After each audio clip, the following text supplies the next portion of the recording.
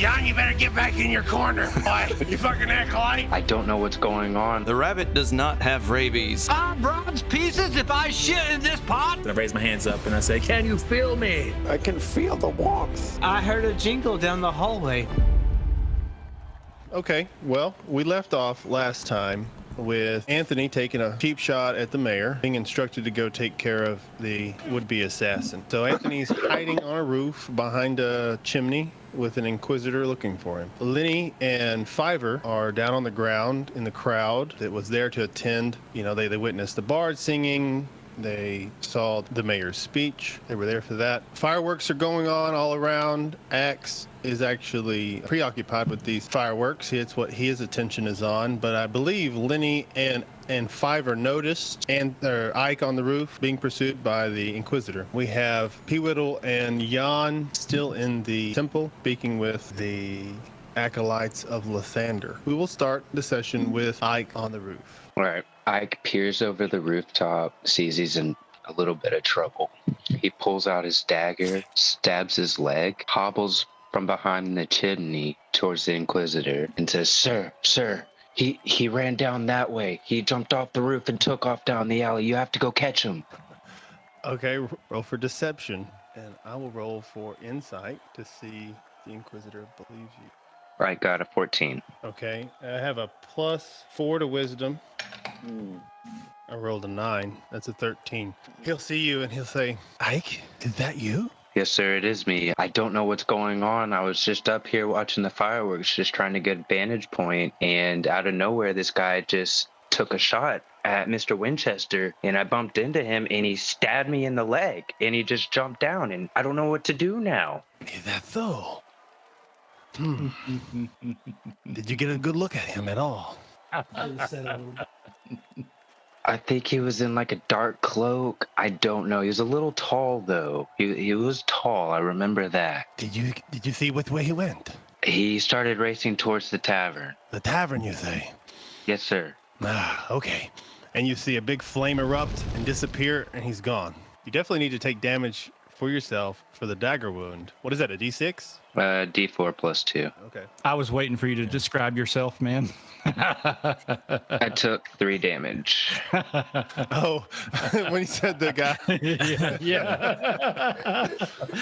Okay, well done, Ike. I did not see that coming. Wow. Okay. Well, as that was going on, the mayor responding to fireworks are going off, so half the crowd was occupied by the fires. The other kind of noticed what's happening with the arrow being shot. He motions side stage to the next act to come on and begin playing their concert. It's a group, and they'll play their music and get the crowd back going as he exits the stage.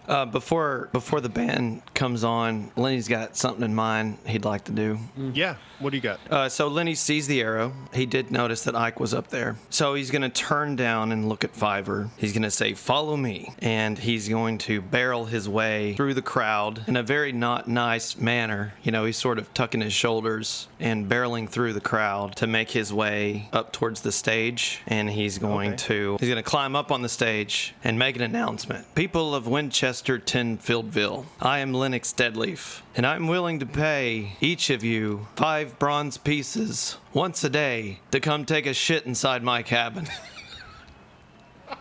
Follow the path southwest of town, past the dead werewolf, into the clearing, and you will find my cabin. Knock on the door and look for chickens. And then he's gonna slowly reach down and grab the arrow in his own he's trying to secretly do it, but it's pretty obvious he's bending down to pick something up. Okay, roll for performance.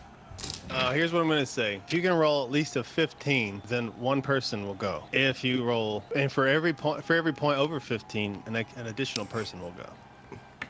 Okay. 11. And no one follows you. No one follows me. Well, no one agrees to go. That's a good deal, though. You know, take a shit, get 5 bronze pieces. They just think that the crazy old man that lives in the woods, very large man, asked them to shit for money. They're not falling for it. They didn't fall for that. Fiverr, did you follow him as he barreled through the crowd. Jesus Christ, I don't know. Let me think about this. Let me roll. Fiverr, on it. roll perception too. Perception. No way, dude. Very nice. Was that dirty or natural? No, that was at 18 plus 2. Okay, you spot 3 mouses in the crowd making their way toward. They're like walking. They're looking around. You've never Mouses? seen- What? Yeah, I've never what? seen these before. They are small mechanical-looking minions type things, and there's 3 of them in the crowd. Let's see if they spot you. They haven't spotted you yet. This. You just I would- noticed them. You don't know anything about them. Yeah, Never I definitely seen- would have followed him to the stage. Now, when he got on stage, that's probably when I would have started being a little apprehensive of being so visible. So I'm gonna roll just a 50-50 and see. So yeah, Fiverr climbs on stage with him, and then he does his thing. So I guess at that point, what I would do is I think I would encourage him. It's like you can do better than that, and then take like the help action, help him perform. Yeah. Like maybe I can pantomime shitting or something. Okay. All right. All right. So, maybe I look down at Fiverr. I'm like, how was that, Fiverr? Or Rabbit. I don't know your name. That was terrible. You could do better than that. Okay. How about Lenny give us just a little? You see that the crowd was just not feeling it. You get no response. This is a huge crowd. This is a concert, and just before you got on stage, they were really in a they were, clapping and cheering, and like this is their favorite band. You interrupted the band. The band stopped playing while you said your piece, and it was like crickets. And then he said that it was. You can do better than that. So you can give us a little bit more. Okay, so You can mean roll to tell me again that if I shit in this pot for you, you'll give me 5 bronze pieces? Now I'm yelling where the crowd can hear me. Right. 5 bronze pieces if I shit in this pot? So I'm going to, in the middle of me talking, try to hand over the arrow that I picked up off stage that Ike shot, and I'm going to hand it to the rabbit. And I'm like, yes, that is correct, rabbit. 6 bronze pieces to come take a shit in my cabin. So, people of Winchester, what say you? And he does it real loud and throws his fist in the air. Roll again. You're looking for 15. 4. Even That's perfect. now they're booing, and I need get off the stage. Bring back Taylor Swifty. And at that time, I need Fiverr to roll with disadvantage dexterity saving throw. 15. If that fails, then I'll add a D4 to it. All right, Axe. So at this time, the mouses have reached the stage. They see you, and they are approaching. There's two who have come on the stage, and they have dot nets at you and missed. And one is still in the crowd. Now you have to imagine these mechanical things are half the size of a standard human. So they're like the one on the ground is definitely disadvantaged, but the 2 on the stage are, they're not surrounded by people, and they're coming towards you. Axe. Let's check on Axe and see, because Axe hadn't. Let's rewind back to what's going on with Anthony on the roof, and you're watching fireworks, and then you hear the barbarian brute who you have met recently just offered to pay people to shit in his chamber pot. Well, I could use 6 pence.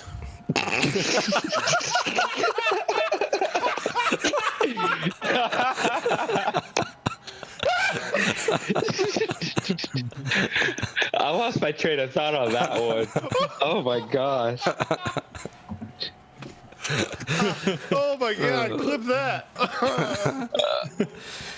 What happened to Fiverr again with the mouse? He did. Yeah, what? so he now knows that these mouses are looking for him and are trying to capture him. But he got away because you said He was able to dodge. So, these are smaller nets. So one whizzed by him, and the other one actually wrapped itself around Lennox's leg, but just one leg. So it's not like hindering him in any way. It's just kind of like, oh, look, a little flycatcher here. I'm gonna kind of push my way through the crowd, try to get on stage to help him out because I know the mouse, and sometimes they malfunction or whatever. So I'm gonna go up there and try to help him out. I'm gonna get there and be like, oh, sorry, man, I don't know why this keeps happening. Daggerman, help! I pull out my dagger and I'm starting to like cut on the thing to help Lenny free up his leg. The 3 of you roll for initiative. Roll for performance. The crowd's cheering now. Well, that's what I'm saying. That's what I was going with. Is the crowd thinks this is just a bit. 9. Okay, I got a 9. I got 16. All right, so Lenny 16, Axe 9. and Fiverr. 21. Seriously, dude, you gotta be the luckiest roller I've ever seen. All right, so Fiverr, Lenny, the two stage mouses, Axe, and then the mouse in the crowd as it makes his way up. So Fiverr is first to act.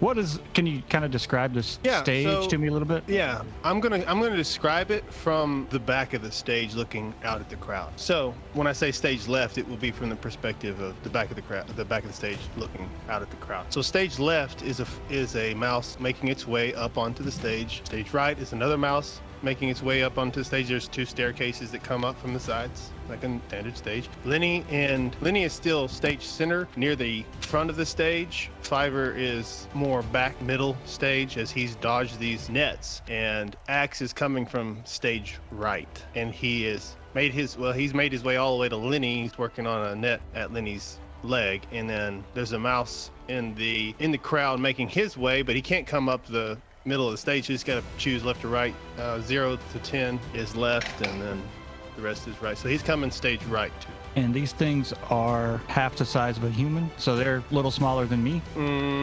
Yes, they would be, a little over 3 foot tall. Okay. Ivor, does your height include your ears? Yeah. Where are you measuring from? Yeah, paw to the tip of the ears. Yeah. So how about 3.5 to the tip? No, it's a little taller. 4 something. 4. Okay. So 3. So I think here's what Fiverr will do. Is there a positioning where I could hide behind Linux? If you get wherever his back is, I will kind of go back to back with him, kind of taking cover from one, but I'll ready in action. I'd like to ready my pistol. If the one approaching me looks like he's going to take a shot at me, I would like to pistol him instead. I don't really want to shoot unless I'm forced to. I don't want to disclose that yet. Lenny, Axe approached you from stage right. Again, this is from the perspective of the back of the stage looking out towards the crowd. Would it be better to describe it from the crowd's perspective? Would that make more sense for y'all? Yes, for me. Okay, well then let's reverse it. One is stage left, one is stage right. Axe has come from stage left. He is at your leg, cutting you loose from the net that wrapped around it. And another mouse is in the crowd making its way to stage left. What Lenny's gonna say is, stand behind me, Rabbit. These mechanical beings seem to be trying to capture you. And so I reach down and I grab the net and I look at it and then I throw it off to the side. And what I'm gonna do is I'm gonna charge the first one and tackle him off the stage onto hopefully the second one. Yeah, but what's roll to hit, and if you hit, a d6 will come into play for going down a level of stairs. It'll buff your damage a little because he'll take fall damage. Okay. And then we'll roll dexterity on the mouse below to see if he gets hit as well. 15 to hit. It hits. And then damage, which is 1d4. 4. Okay, and then he took damage from the fall, and then we'll roll dexterity on the one below. If he gets out of the way or gets hit by you both, he gets hit by you both, and he'll take a d6 of damage as well. All right, so here's what happened. The mouse that you attack, you hit him like straight up football tackle move, shoulder, leading with the shoulder, grab him, lift him up off his little mechanical feet, soar down a flight of stairs onto the other one. The one that you are grasping kind of explodes into gears and pieces. The one that you hit gets pushed back 5 feet. So you've killed the one that you attacked and you've caused damage on the other one. And I'm going to say that you're prone now, so you'll have to use half your movement to stand back up. And next up is the mouse that you killed. And now, and so now we have the other mouse coming from the other side of the stage. Now he sees Fiverr. He's going to take a action against Fiverr. He will load his net weapon again. 15 to hit. My action triggers immediately before his action. All right, well, I'll roll to hit. Oh, Lenny, roll performance. Since y'all are on stage, if you roll 12 or higher, you'll get advantage on your next move if the crowd liked it. So this acrobatic move that Mason pulled off, roll for performance. How was it? 12. There you go. So you have advantage on your next move. Remember that. The crowd is going, yeah! They're psyched that you did this. So Fiverr, take your shot. It was a 19 to hit and 5 damage. Yeah, it hits and it causes damage. Wow. Okay, so you roll some performance. You can feel the crowd now. You've pulled out your pistol, this weapon no one's ever seen. You shot a mouse, things they have seen, and it took it full frontal right in the chest. They see sparks flying and some mechanical noises. The crowd, they're held with bated breath. What's your performance? 9. Oh, they didn't like that. So they have this gasp as they see you pull this weapon, and as you fire it and it hits, and there's kind of a what is, and there's a bit of a like a boo, like he cheated. Witchcraft. So you'll take your next action with disadvantage. The net, because you shot him in the chest and he took all that damage, the net flies over the top of your head and goes stage left from the crowd's perspective. All right, Axe. All right, so it's my turn, and I'm gonna say, "Oh crap, my boss is gonna kill me! Stop breaking the mice!" And I run behind the one that attacked Fiverr, and I try to turn it off. Yeah, roll for intelligence with advantage. Intelligence, 13 and a 7, so 13. Yes, you find it's a rather large on and off switch on the back. It says on at the top, off at the bottom. I push it down. It powers down. I just walk up there and I just say, oh, my boss is gonna kill me, and I over there slap it down, and then I'm gonna roll for performance. This with disadvantage. 17 and 11. Ah, dang it. The crowd is really confused at this point. They're starting to wonder: is this really a spectacle? Is this what we came to see? They're very. You can Wait. you can really. Hey, wait, hold on. Uh-oh. Hold on. What? Well, yeah. So like Tides of Chaos. Once per long rest, I could to gain advantage on the attack roll. So I was going to So cancel that it out. canceled out, and you got your 17. Yeah, I got my 17. Yeah. Okay, so the crowd was real confused about what's happening here. They were thinking, is this really what we're supposed to be happening here? As you run over to the stage saying that your boss is somehow connected to this, as like an actor would, and you turn it off as like a gimmick, and the crowd thinks it's just the funniest thing. They erupt in laughter and cheers. What do you want to take a bow? Yeah. Just like, I'm no one's hero, folks. Doing my And- job. As you're taking your bow and waving kind of like sheepishly, like, oh, it's nothing. The other mouse on the ground with Lenny stands up and takes it has like a blunt blade on its arm. It's going to take its action against you to hit. 15 to hit. My armor class is 15, so I guess it would hit. So it hits, and you take 5 damage. Okay. And then it's back up to the top with Fiverr. Could Ike get in on the action since he's kind of watching everything going down? Yeah, before you act, roll for. I want to know. I'm trying to see if Ike would know if this is part of the show or not. Roll insight, and I need a 12. 12 on a 7. I think it's part of the show. You don't know why, Alright. what these little mechanical things are going on. Still reeling from your leg, so you're a bit disadvantaged. I'm in very many ways. confused. So Fiverr's going to stroll up to the one that Axe just turned off, and I'm just going to point blank it. Oh, Come on, man. I just see myself turning it off and going, like with my hands, like, and then he just blows this away. Watch me miss now. Ah! what was it? A 10. Oh, okay. So you just miss, and give me some more performance.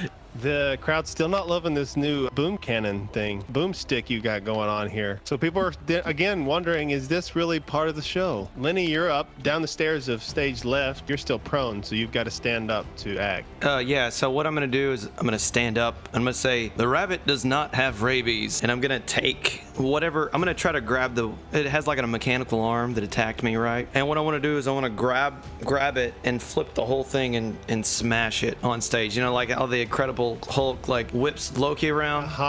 Do that up over and then pull the whole thing up over my head and smash it onto the stage. So I want to pick the whole thing up. So if you hit on this, I'm going to allow you to add an additional +3 to your damage, causing 7, because it's as if you are using a weapon against the stairs. Right. The weapon being your enemy. So he would carry some damage there. That's what I'm saying it's going to happen. If you can hit, you'll call 7 damage. Okay. So go ahead and roll to hit.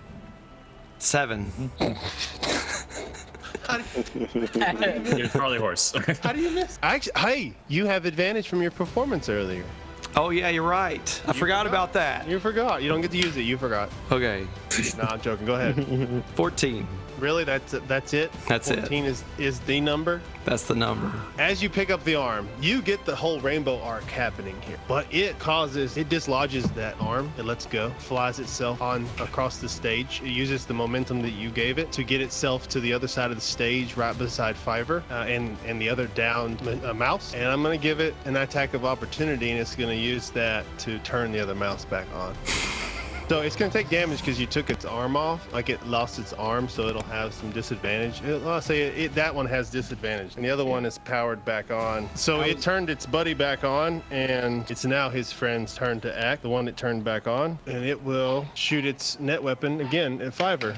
17 to hit. It overcame your armor class. I'm gonna call it like it's grappled. Okay, so it's like it was a grapple move, and this net. So you're grappled. I'm gonna say this net weapon causes 1 damage. So you're grappled, and the next time it's your turn, so I'm netted. It's your turn to not be netted. Yeah, I'm netted up. It's about time Fiverr got netted, by the way. The whole A lot of game. nets. Anyway, he's not gonna even stay. And then we're to Axe. Okay, so there's 3 total. He's already took out 1, and the other 2 that are remaining are right in front of me. Yeah, facing Fiverr. one is spare parts at the bottom of the stage left. The other 2 are standing next to each other. One is looking like got smoke coming out of it. The one that flipped his buddy back on is got smoke coming out of him. He's got sparks shooting. He's moving. He's up. He's waking. He's around, but he's. Yeah, I'm gonna do a 2-handed attack, and I'm going to turn off both at the same time. Okay, so I don't feel like that's necessarily like a hit type thing. Let's see if you can get behind him with a dexterity, like an acrobatic move. Okay, so I'm behind them. So I'm going to sneak attack. Yeah, you were back there anyways. Attacks, okay. I get advantage because of that, and I'm going to yell at Lenny. It's like, stop breaking my things, and I turn off the 2 things. My boss made them anyways, so they're down. And I'll roll performance. Let's see if the crowd loves you or not. 17. And I turn around to the audience and I raise my hands up and I say, "Can you feel me?" And the crowd goes wild. They say yes. We're no longer in initiative. Ike is now very aware that this is definitely a skit. I don't know that he is aware that he's aware this is definitely a skit. Like, the crowd is all hell, yeah, pretty much. He thinks the crew is doing some weird skit, and he's just like, when did they rehearse this? Where have they been this whole time? Ike, did you stay on the roof? No, Ike's gonna hobble off to the edge. He's gonna jump down and misty step right before he hits the ground, and hobble up towards his friend and say, "Guys, that was awesome. When did y'all do this?" I was like, "Yeah, Ike, my friend," and I pat him on the back. I don't know what just happened. Axe, that was amazing, man. Like, how did you do that double, like, switch flip thing? Like, I haven't seen that ever in my life. He's just blushing, like, "Oh, well, my job. It's my job." I help out with these all the time. I don't know why they're acting so strange. It's so odd that they would attack some newcomers, so it's interesting. So they weren't supposed to be attacking? No, as far as I know, but I'll look into it. So at that time, the mayor comes back on stage, and he's going to grab Axe's hand, raise Axe's hand high in the air, like at the end of a boxing match, and just try to capture a little more audience approval, as it were, and whisper to you that I don't know what's going on, but smile and wave. Yeah. So he just says, "Smile and wave, Axe. Smile and wave. You and I have a lot to discuss. I've been looking for you." "Well, why don't you come with me? Meet me in my office. I'll be waiting for you." And he bows to the crowd, starts to walk off stage. And I'll follow. No! Okay, so Ike's seeing that. So what I'm going to do is wrap Axe up in like a bear hug and whisper, "Do not trust him," and just let him go. I'm going to whisper back, "He's my father-in-law, and I don't." He is the mayor. Glad we're in agreement. So there's a scene there between Mayor and Axe off stage. Again, Axe on his own. Ike and Lenny and Fiverr. Is there anything you want to really do to wrap up what's happening here? I'll confiscate one of the intact mouse. Yeah, Lenny jumps back on stage and he runs straight for one of the 2, picks it up again and slams it one more time. The testosterone's still going, The one Fiverr just grabbed, or? Yeah, that one. All right, here's what I'll say. One of them is just got scratches on it. The other one is like smoking and sparking. Fiverr, which one did you grab? The good condition one. Okay, Lenny, which one did you smash? The good condition one. Back up, Rabbit. They think you have rabies. Pick it up. Body slam him like the Undertaker. You gotta grab it. Fiverr doesn't stop him? I wouldn't know what's going on. You just see a big man rush. Yeah. I mean, there's no. I'm looking at it all inquisitively, like, how does this work? I wonder what I could do with it. And I just snatch it. Yeah. Okay. So that one explodes into part. It's turned off. There's no challenge to you there. So all that's left now intact is one that is like sparking and smoking. So I'm gonna hold my arms in the air and walk up to the edge of the crowd. 8 bronze pieces to shit in my cabin. Oh God! And with that, we're gonna shift to the temple.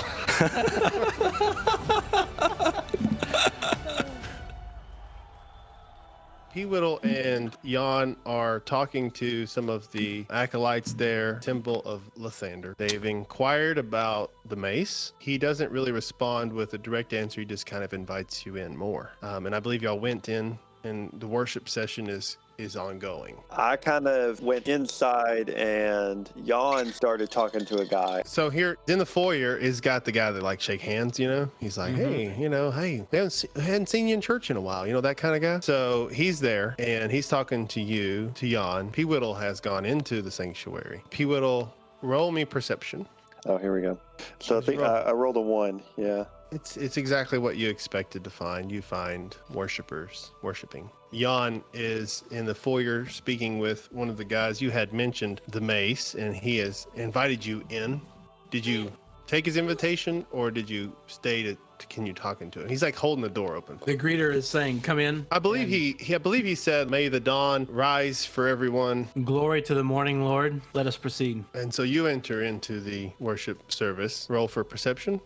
God, a 6. That's Okay. total. You see that they are wrapping up a bit of session. You know the order typically in the song that they are, or the chant that they are engaged in, is kind of a wrapping up their service with a blessing of the morning Lord. And he has some announcements to make in the room. So as far as perception goes, you see this 6-7 people that are in the pews. The priest is giving a bit of announcements and inviting everyone to participate in the festival and to go and speak to people, take advantage of this captive audience and share the good news and the light of the morning Lord, as everyone is kind of in a state of almost worship of the moon, of not necessarily the night Lord, but they're not really giving much credit to the morning Lord right now as they celebrate the last moon festival, as it were. So as that's getting wrapped, what do y'all do? I'm going to speak to my greeter fellow. I'm going to inquire, good sir, I heard that Father Godfrey of this temple had information on the whereabouts of a holy relic that I am seeking. Actually, it is a mace of unequal craftsmanship and value, but it is a mace of Lathander. Is Father Godfrey available for me to speak with? He looks at you and he's like, yes, acolyte of the morning Lord. We know of this mace. It is told in our books. Father Godfrey is wrapping up his session now. You may find him in his study if you would like to speak with him. But I only know what is there in the texts, and that it was a powerful weapon. I do not know of its location, or if it still exists, or ever did. Thank you, sir.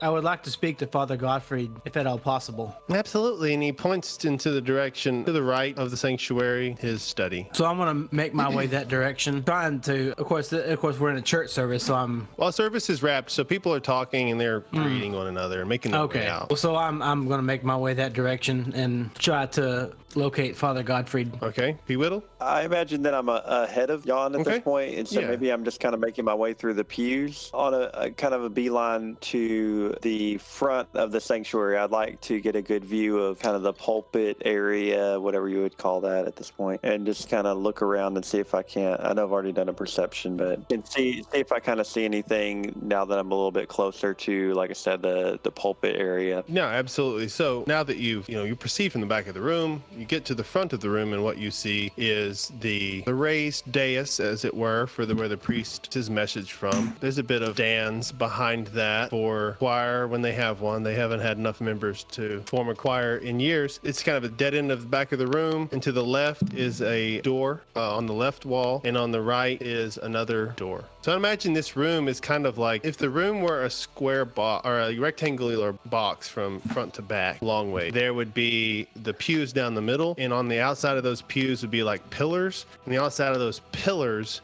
would be hallways. Okay, is there anybody around? Are there people here or a person here? Yes, there's another acolyte kind of cleaning up, and he's kind of putting out some of the incense type candles that are not supposed to remain lit and leaving those that are supposed to remain lit, that kind of thing. Okay. Good morning, my boy. Why? Hello, stranger. Say, I see y'all follow the thunder here. We do indeed. Well, I tell you, I'm a wizard. I don't much do with deities, but my friend that I came here with, he's looking for a specific mace. Tell me, have you heard anything about the Mace of Lathander? Blessings to you from the Morning Lord. I am Peter Jordanson. The mace. Yes, the Mace of Lathander. It is often rumored, and we have books, and they talk about it, but this location is known to fewer than few. I haven't yet to meet someone who knows of its existence. Perhaps you speak with the priest, Gottfried, and he points to the door to the right. Well, thank you, my boy, and thank you for the blessing. Have a good day. May the dawn rise for us all. As on your way to the door, you cross paths with Jan. Well, hello there, Jan. Hi, P-Whittle. Have you come to find what you were looking for in this place? Well, you know, I haven't done much searching of my own, but I tried to follow what you were after. I've asked this young man about the Mace of Lathander, and he tells me there's this Gilbert Gottfried somewhere around here. I gotta go see him. Thank you, P-Whittle, for inquiring on my behalf. The gentleman has pointed me to Sir Godfrey as well, so that is where I'm heading, to his study. Then let us not waste time. Let's head that way. No dawdling. Off we go. I need y'all to roll perception real quick, though. A 13? 14. I did 14. I did persuasion instead, but it's a +1. So 14, and Jan, what'd you have? 15. Okay. So the door you're about to go in is a normal looking door. It's a wooden door, obviously to an office. And right as you're opening that door, you hear down a little ways to the left, another door opening, and I got your attention with those rolls that you saw someone go into that door and the door closed behind. But at the same time, you hear, "Who is it at my door? Come in already." Well, I'm gonna push my way through the door. Hello, Father. Who is it now? My name is Jan, and this is P-Whittle. Jan? Yes. You say? Speak up, Jan. boy. I can't hear you. Jan Hus. My God, that's even worse. Well, come in. Pulls away, and he's like, wow. And Gottfried, my name is Jan Hus. he's at the door at this point, and he's just like pushing you into his office. Like, come in. Have a seat. Thank you, Father. I imagine that my character... Father, I'm not your daddy. Being that I'm an acolyte, I tend to be respectful of the more higher ups in my priesthood. Yeah, he has no regard for you at all. Father Gottfried, I've come on I've come on a priesthood from far away, or I've come on a. Let's do this. We got this. Speak up, boy. What'd you say, John?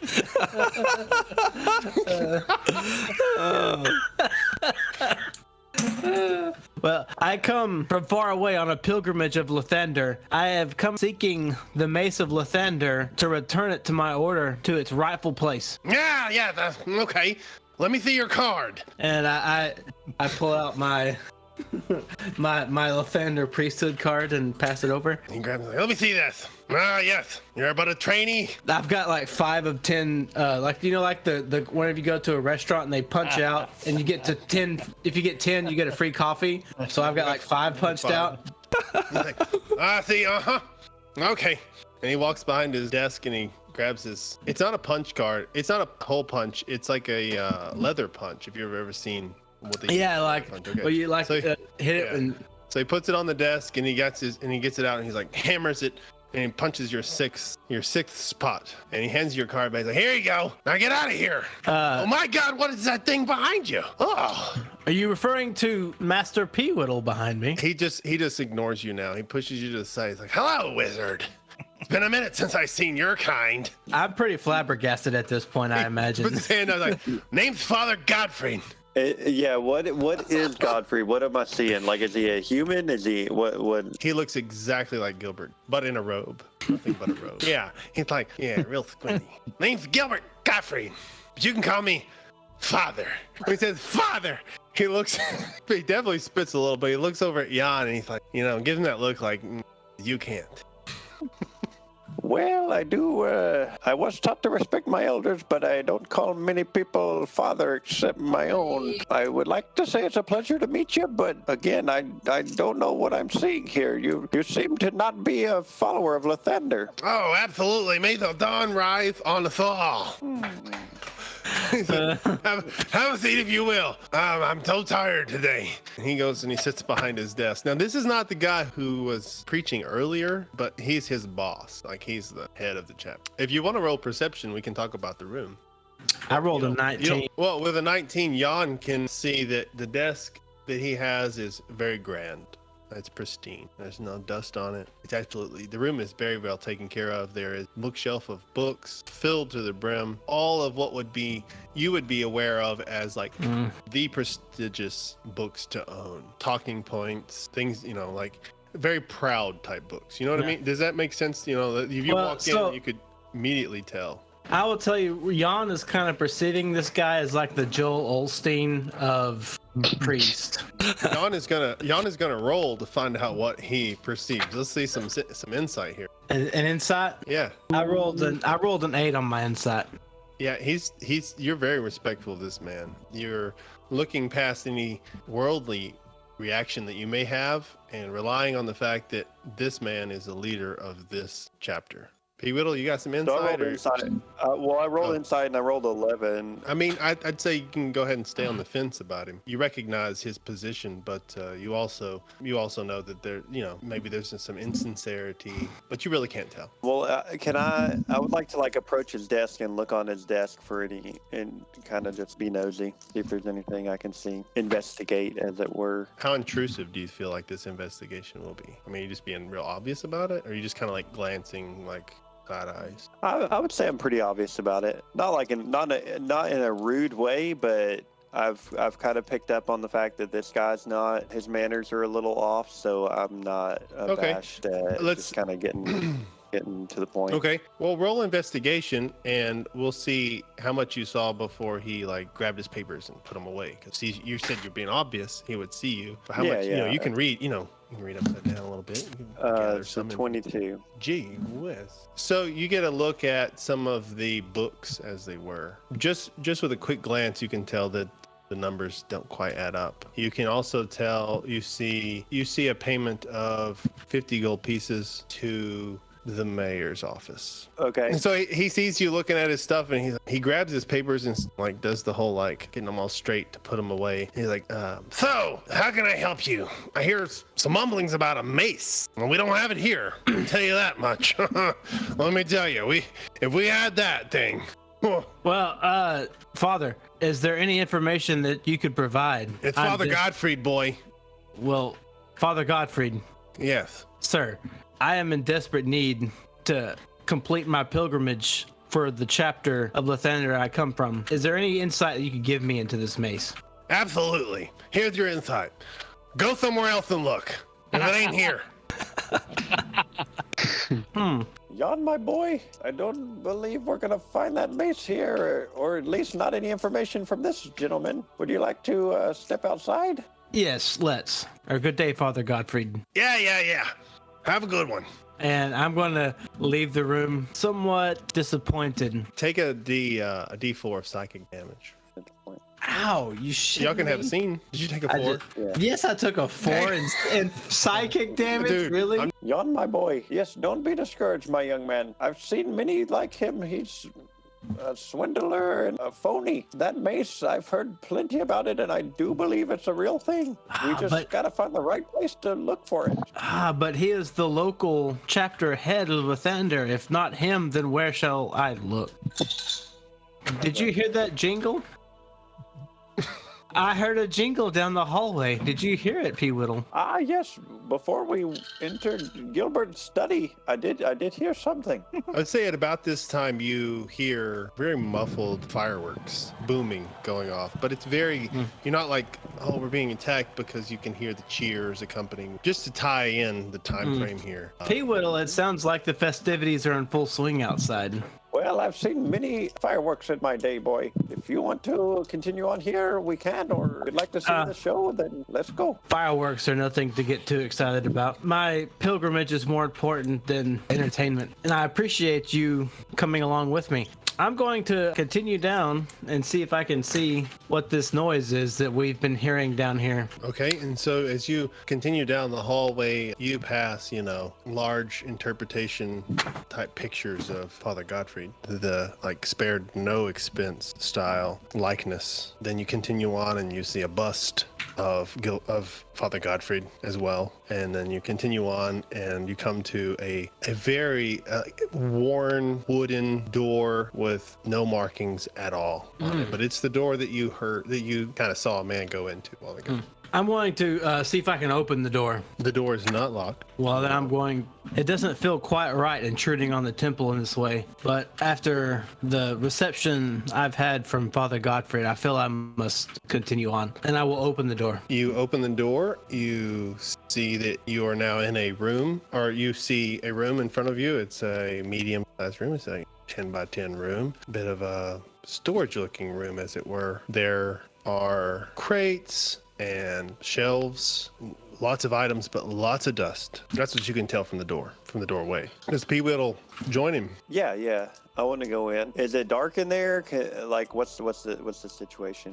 No, I believe. I picture a window, and so as you were if you open the door, wall directly across from you has a window, but those windows that's straight at the bottom, but as it goes up, it kind of like a church type window. Yeah. Mm-hmm. So a window like that. It's daytime, lights coming through, so the room is well lit.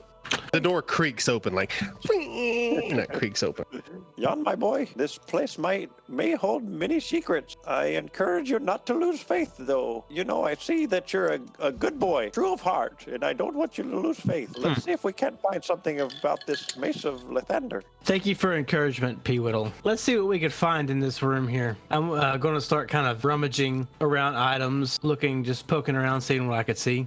Roll for perception real quick, and let's kind of get a better view of the room. Nat 20. As you enter the room, the door being behind you, wall behind you, the wall to your left has a full bookshelf, wall to wall, covered in books. The wall straight ahead of you is a bit of a desk area that has a window on it, but to the right of the desk is crates with, there's just boxes, closed boxes, stacked on stacked. It's a storage area. And then to the right is a wall with robes, ceremonial robes, like a Lathander style. I'm looking for clues for the Mace's whereabouts, so I'm going to head towards the books and start rummaging around and seeing if there's any obvious titles that catch my eye. Roll investigation on the room itself. I mean, I guess you're not really telling me you're investigating, but I guess maybe perception, since you're not investigating. But just Jan, or no, you're both in there, so you can both kind of perceive the room. If anything were to stand out, I've told you a general's going on, but if you want to perceive above and beyond your passive perception. I rolled a 17 that time. That was total. So between the wall to your left with the books and the wall straight ahead with the crates, between those, kind of, to the bottom left of the window, is a pedestal. It's like a pedestal with a box on top, and it's completely covered in dust. You can't see if the box, if the box had writing on it, or if it, whatever, you couldn't see it because it's covered in dust. And then there's, like I said, there's a bookshelf to the left, window, or it's bookshelf, pedestal, window, crates, robes. I'm going to say the pedestal catches my eye and go and check it out. Yeah, you move to the pedestal. I want to set my familiar Giblet on the bookshelf watching the door, just so he can kind of alarm us to any unwanted intruders or anything like that. Giblet, come here, Giblet. Say, Giblet, you watch this door for us, and be sure to alarm us if you hear anything at all coming down that hallway. And I set him on a bookshelf, kind of, not directly in harm's way. Yep. So he's watching the door. My dear P-Whittle, what is this creature you've set here? It looks like a common everyday rat. You were talking to it. Yes. It follows my commands. It's what us magic folk call a familiar. It's an arcane spirit that we capture from the void, place inside an animal, and it becomes our companion. It does what we tell it, and we can actually embody it, hear as it hears, see it as it sees. Quite a magnificent thing. Now, you won't get anything like it following Lathander. If you'd like to take up magic instead of this cleric nonsense, then be my guest. I believe I've read about these creatures, but thank you for your offer. I'm quite content in my Lathander faith, actually. Yes, I can tell, my young boy. That's why I don't mean to persuade you anyway. I apologize. Now, let's see if we can't find this mace. Quite right. And at this point, I imagine I noticed the pedestal you mentioned earlier, and I'm going to make my way to it. You make your way to the pedestal with dust covering it. P-Whittle, do you do anything simultaneous? I would say I'm just kind of, at this point, kind of aiding Jan. So if gonna shadow Jan, and if he kind of sees something, I'll kind of like help him investigate it, as it were. Jan, you approach the pedestal that is covered in dust. There is a bookshelf to your left full of books, and to your right, crates. And the window is straight ahead of you, and it's almost casting light over the whole area.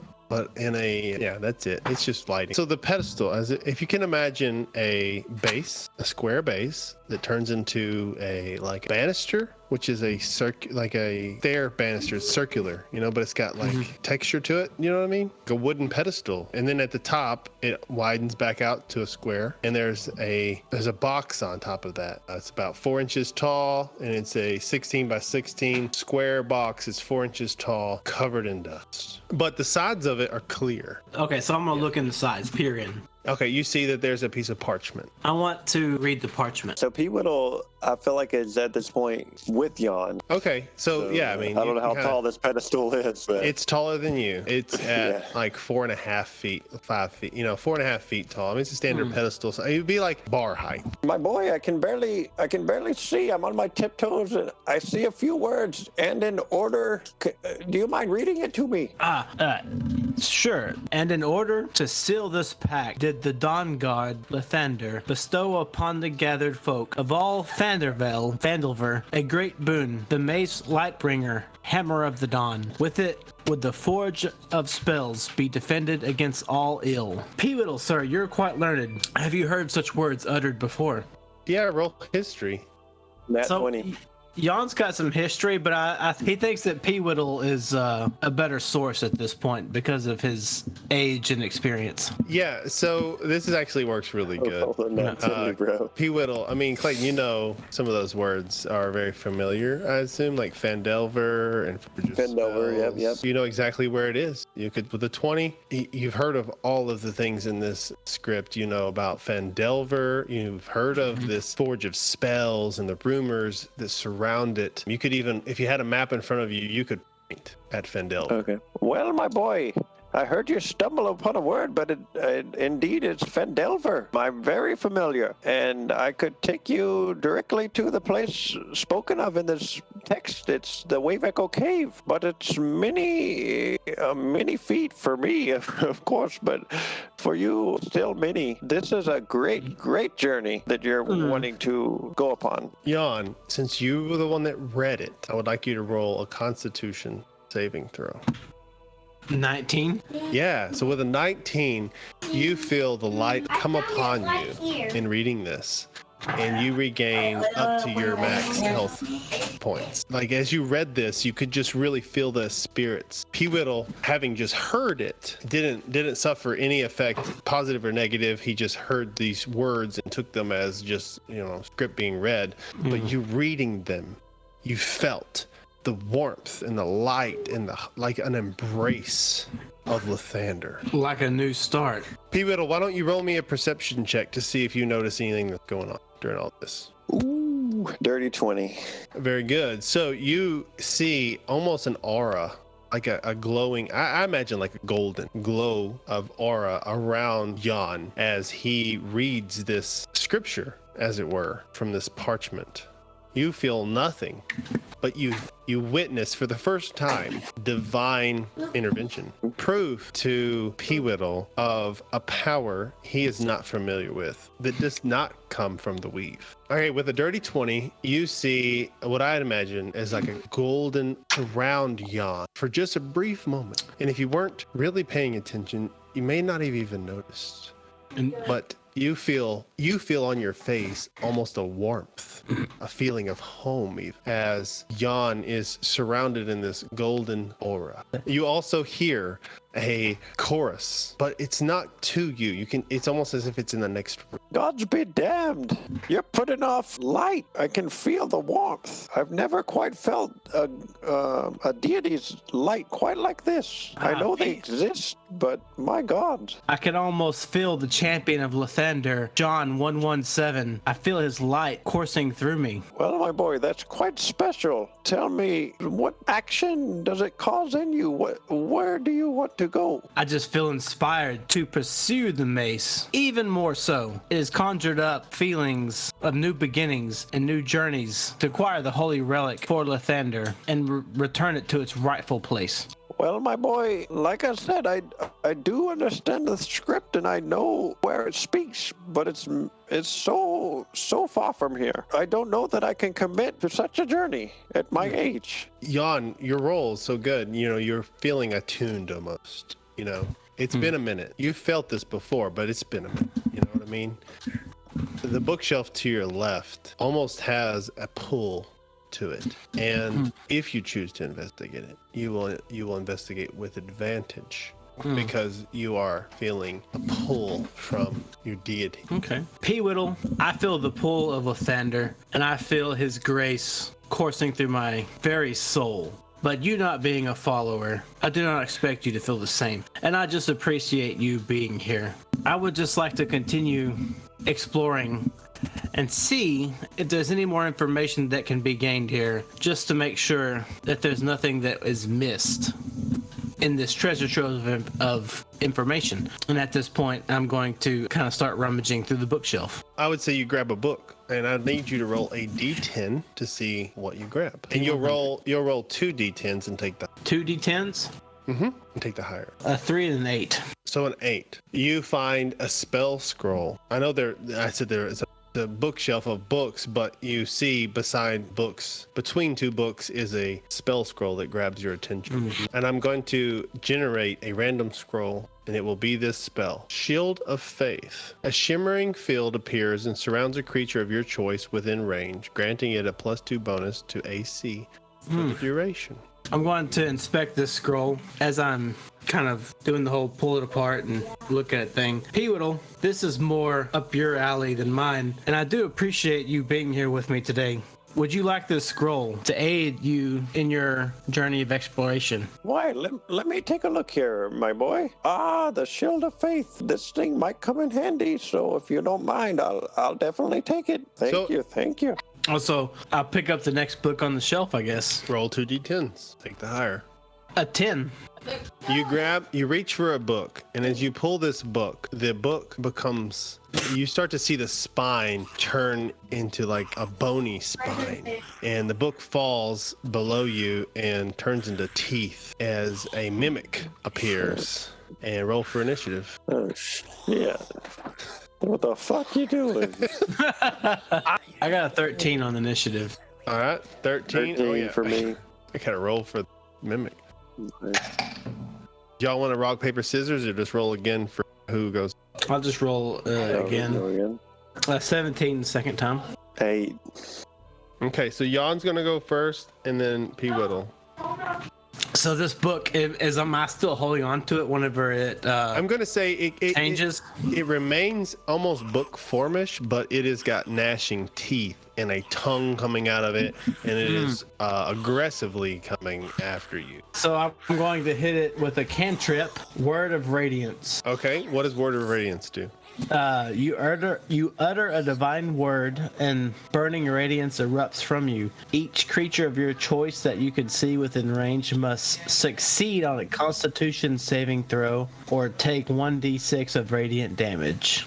So I take my mace in hand, hold it up into the air, and I yell, "Forward unto dawn!" And shining light erupts from the mace towards the mimic book. As you cast the cantrip. As I cast the cantrip, Word of Radiance. Okay, and what is the save? The save is a Constitution save. How much? Oh, Con 13. Yes, it's Con 13. Okay. He rolled a 16 plus 1. So he saved from it. So he took half damage. What's the damage? Let me roll a d6. Okay. A 3. So he takes 1 damage. P Whittle is up next. Just saying, Jan is at this bookcase and he's pulled a book and this book is opened but with teeth, and so he dropped and it's at his feet and he holds his mace up high and he yells, "Forward unto dawn," and casts Word of Radiance. A bright light shines and causes some damage to the book, but the book is still gnashing. Well, B, that was quite some spectacle, but the book is still moving. Now take a look at this firebolt, which Does it is have a save? you hurl a mote of fire at creature or object within range. Make a ranged spell attack against the target. On a hit, the target takes blah blah blah. So 16. Yes, it hits. And So it's you- 1d10 of fire damage. Oh God, how much damage? Yeah, only Okay. 3. Okay, 16 hits, and as you're showing off to Jan, and you just like erupt fire from your hands, as it were, as you tap into the weave and send out a stream of fire onto this book. Or onto this mimic. It takes 3 damage. You hear a bit of whimper as it continues to gnash, and it goes and it tries to bite Jan's ankle. And it rolls a 7 to bite. I have 18 AC. Oh, I knew that didn't. It completely misses your ankle, just gnashing in the air. And it's just, you hear the chomping of teeth. As it completely misses, and we're back at Jan. You hear a faint. Whilst we're battling this mimic. Whilst you're battling this mimic, you hear what's happening outside of the temple. Just trying to tie the two timelines in together. So is it back to me as far as initiative?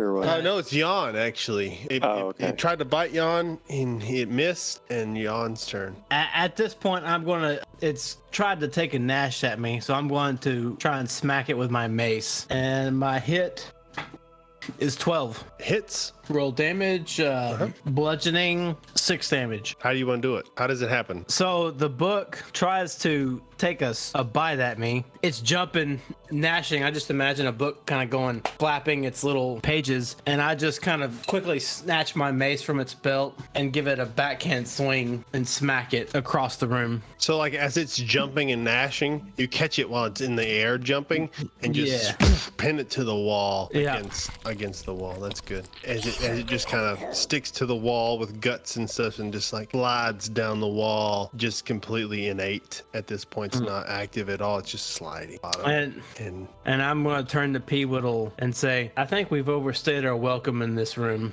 I agree. We better get going. I heard something outside. It sounds like quite a commotion. Should we go see what's going on out there? Indeed. Giblet, come on, my boy. And I guess we're going to make a dash for the outdoors to see what's happening outside. And with that, we're going to end our session right there this week. Thank you for joining us here at Welcome to the Table. Tune in next week to find out if any of the townsfolk took Linux up on his offer.